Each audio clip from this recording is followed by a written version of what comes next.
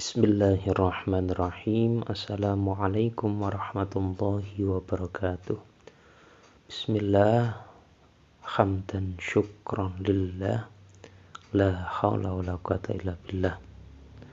Teman-temanku sekalian, anak-anakku sekalian,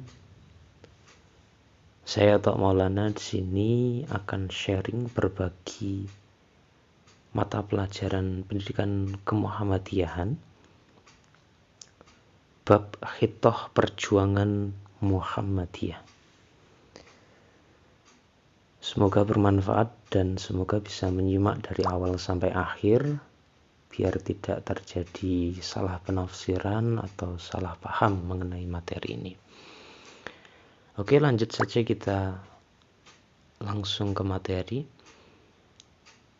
Khitoh, akar katanya yaitu khoto, sedangkan khitoh sendiri dari bahasa Arab yaitu khittotun, yang berarti menulis dan merencanakan.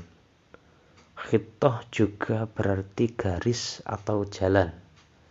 Jadi khitoh adalah garis besar atau jalan perjuangan. Dalam konteks Muhammadiyah, khitoh merupakan seperangkat rumusan, teori, metode, sistem, strategi, dan taktik perjuangan Muhammadiyah. Artinya, khitoh adalah garis besar perjuangan yang mengandung konsepsi atau pemikiran perjuangan yang merupakan tuntutan, pedoman, dan arah berjuang. Hal tersebut mempunyai arti penting karena menjadi landasan berpikir, amal, usaha bagi semua pimpinan dan anggota Muhammadiyah. Sejarah khitoh itu sendiri, latar belakang pembentukan dari periode kepemimpinan dalam Muhammadiyah melahirkan beberapa khitoh. Jadi khitoh ini lahir dari periode kepemimpinan karena memang ada kekhasan tersendiri dari tiap periode kepemimpinan Muhammadiyah itu. Khitoh tersebut disusun mengikuti perkembangan persyarikatan dari masa ke masa. Isi suatu khitoh sesuai dengan dasar dan tujuan Muhammadiyah, serta menunjukkan situasi masa dalam satu periode. Begitu pula sasaran yang akan dicapai dalam suatu periode tergambar dalam suatu khitoh. Umumnya suatu khitoh bersifat pembinaan kepemimpinan dan bimbingan untuk berjuang bagi para anggota Muhammadiyah. Lalu apa maksud dan tujuan adanya khitoh Muhammadiyah ini? Maksud dan tujuan khitoh perjuangan Muhammadiyah adalah sebagai tuntunan, pedoman, dan arahan untuk berjuang bagi anggota persyarikatan Muhammadiyah. Fungsi khitoh itu sendiri yaitu sebagai landasan berpikir bagi semua pimpinan dan anggota serta setiap amal usaha Muhammadiyah.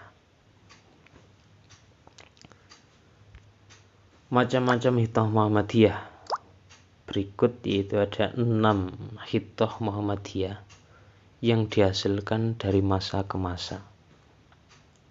Yang pertama ada khitoh 12 langkah Muhammadiyah yang dirumuskan pada periode kepemimpinan Kiai Haji Mas Mansur. Terus ada khitoh Palembang yang dirumuskan pada kepemimpinan Buya A.R. Sultan Mansur. Terus ada khitoh perjuangan Muhammadiyah, khitoh Ponorogo, dirumuskan dalam sidang Tanwir Muhammadiyah di Ponorogo tahun 69. Terus ada khitoh perjuangan Muhammadiyah tahun 1971 yang dirumuskan pada periode kepemimpinan Pak A.R. Fahrudin di Ujung Pandang dulu. Dan ada khitoh perjuangan Muhammadiyah juga pada periode kepemimpinan Pak A.R. Fahrudin tapi bertempat di Surabaya tahun 1978.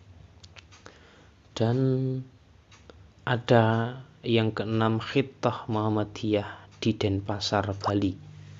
Khittah Muhammadiyah dalam kehidupan berbangsa dan bernegara yang dirumuskan dan ditetapkan dalam sidang Tanwir Muhammadiyah Denpasar, sehingga sering disebut Khittah Denpasar pada masa kepemimpinan Profesor Dr. Ahmad Syafi'i Ma'arif. Selanjutnya,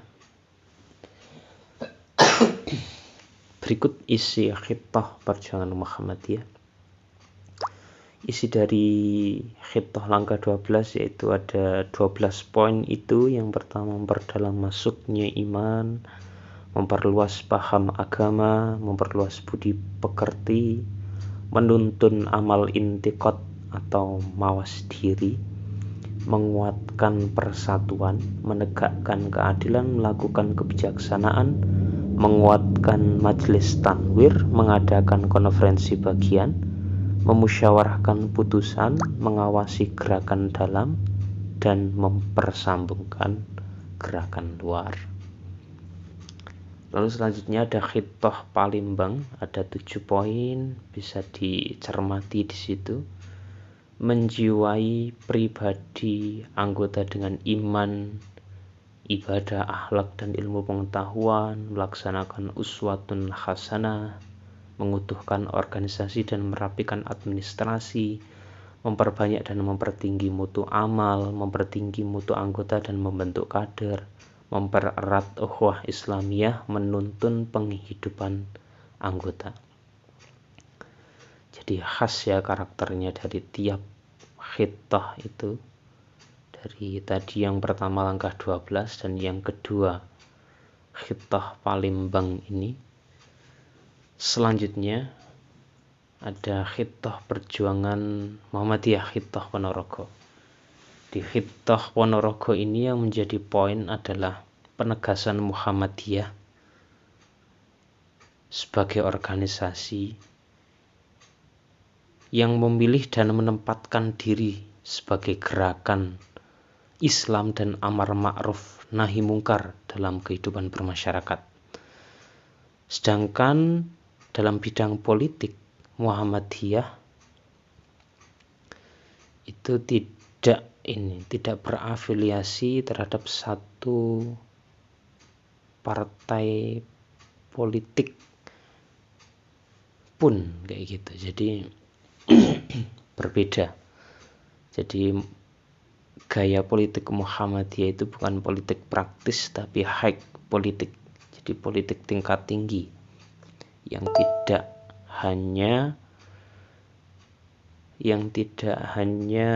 mementingkan kekuasaan dan jabatan, tapi lebih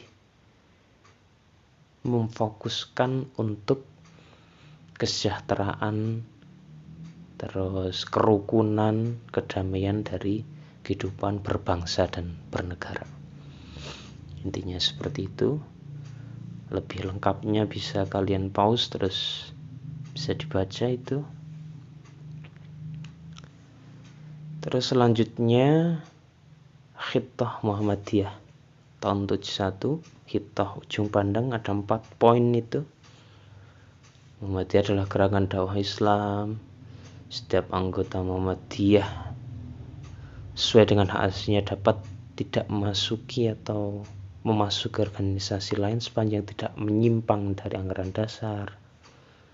Terus untuk lebih mantapkan Muhammadiyah sebagai gerakan dakwah Islam, setelah pemilu 71 Muhammadiyah melakukan amar ma'ruf nahi mungkar secara konstruktif dan positif terhadap partai-partai politik dan organisasi-organisasi lainnya. Terus poin keempat itu Muhammadiyah dalam pelaksanaan pembangunan nasional. Jadi ikut berpartisipasi di situ.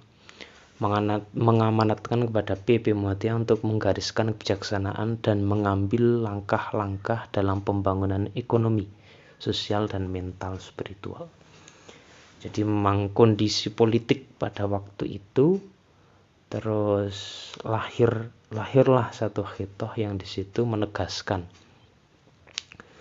bahwa secara organisatoris Muhammadiyah itu tidak berafiliasi terhadap satu politik tertentu. Jadi Muhammadiyah itu berdiri di atas kaki sendiri, kayak gitulah. Jadi punya idealitas, punya independensi seperti itu yang tidak tercampur tangan atau tercampur baur oleh organisasi partai politik, kayak gitu. Selanjutnya Khitah Perjuangan tahun 78, yaitu Khitah Surabaya. Di situ ada 5 poin. Ada hakikat Muhammadiyah, ada Muhammadiyah dan masyarakat, Muhammadiyah dan politik, Muhammadiyah dan ukhuwah Islamiyah, dasar program Muhammadiyah.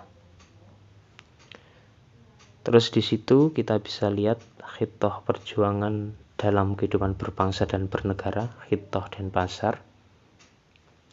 Jadi Muhammadiyah di sini menegaskan sekali lagi, berpolitik itu demi tegaknya kehidupan berbangsa dan bernegara. Bukan untuk hanya kekuasaan semata, kayak gitu. Di sini selanjutnya yaitu ada poin Muhammadiyah yakin bahwa negara dan usaha-usaha membangun kehidupan berbangsa dan bernegara, baik melalui perjuangan politik maupun melalui pengembangan masyarakat, pada dasarnya merupakan wahana yang mutlak diperlukan untuk membangun kehidupan, di mana nilai-nilai ilahiyah melandasi dan tumbuh subur bersamaan dengan tegaknya nilai-nilai kemanusiaan, keadilan, perdamaian, ketertiban, kebersamaan, dan keadaban untuk terwujudnya baldatun thayyibatun wa rabbun ghafur. Terus ada Muhammadiyah memiliki perjuangan dalam kehidupan berbangsa dan bernegara melalui usaha-usaha pembinaan atau pemberdayaan masyarakat guna terwujudnya masyarakat madani atau civil society yang kuat, sebagaimana tujuan Muhammadiyah untuk mewujudkan Islam yang sebenar-benarnya. Selanjutnya, Muhammadiyah secara aktif menjadi kekuatan perekat bangsa. Yang kelima, Muhammadiyah tidak berafiliasi atau berhubungan secara organisatoris terhadap politik atau organisasi manapun, gitu kan. Jadi memang prinsipnya Muhammadiyah itu ya dakwah amar ma'ruf nahi mungkar. Dengan jalan apa? Dengan pemberdayaan masyarakat. Yang keenam, Muhammadiyah memberikan kebebasan kepada setiap anggota persyarikatan untuk menggunakan hak pilihnya. Yang ketujuh, Muhammadiyah senantiasa bekerja sama dengan pihak atau golongan manapun berdasarkan prinsip kebajikan dan kemaslahatan, menjauhi kemudaratan, dan bertujuan untuk membangun kehidupan berbangsa dan bernegara ke arah yang lebih baik, maju, demokratis, dan keadaban. Akhir kata, di setiap zaman periodisasi kepemimpinan Muhammadiyah,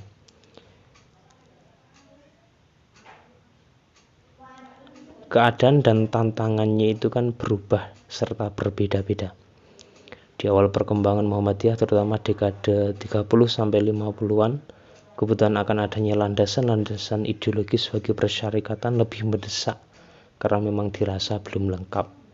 Baru setelah itu kan muncul masalah baru, yaitu tentang posisi Muhammadiyah di politik, di negara, dan lain-lain.